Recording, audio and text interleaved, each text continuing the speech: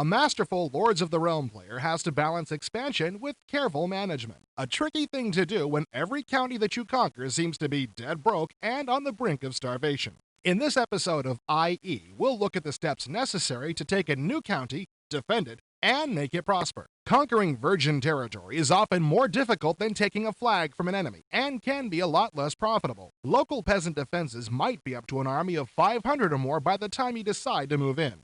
And when you do wade in and slaughter half of them, you'll find that there still isn't enough food in the fields to feed their survivors. That's conquest, I guess. In any case, the first rule of conquering new counties is to have the biggest force possible to avoid surprises. Don't give in to the temptation to be conservative when assembling your invasion force.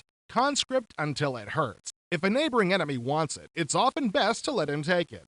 Go in immediately after and take it from him. His own troops will be weakened from fighting the peasants. And if playing the vulture doesn't appeal to you, remember that you might have to fight him anyway after you plant your flag. Once you've taken a county, spend a little time getting to know it. The first step, if you've taken an established land, is to examine what's left of the castle to decide whether or not it's worth the repairs. Click on the castle button and direct the cursor to the new county. The AI only uses a couple of basic stock designs for castles, and none of them are too terribly impressive or capable of much of a garrison. You may find that the castle is just too small to be worth repairing, especially if you're fond of garrisoning your invading army immediately. A good compromise is often a repair job followed by immediate expansion. It allows you to have a finished castle very soon, which is vital to defend what you've taken. That brings us to the next point. Defense. The instant you take a new county, it's very wise to start castle construction or repair, and very foolish to let the job slide. Go to the castle screen and get to work.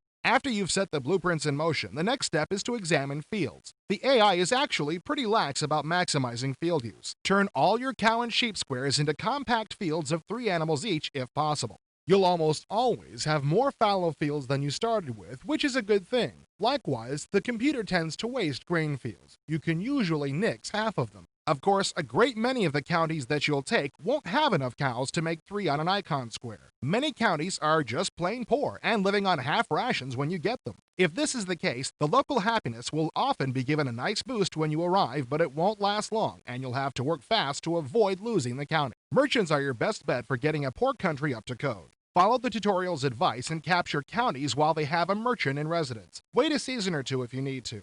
Fortunately, you can use your treasury anyplace, and don't be above selling off a little stone or even weaponry if need be to get a country eating. Fed peasants are honestly more vital than soldiers and stone walls, and if you have to, ship from county to county, but it's slow. The choice of food source is a vital one here.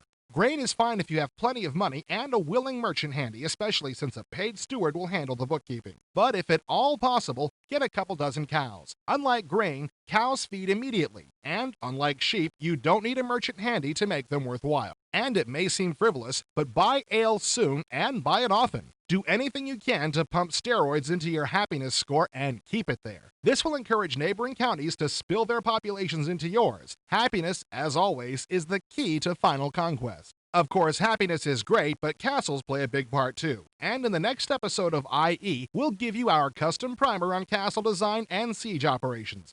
Until then, may your banners never fall.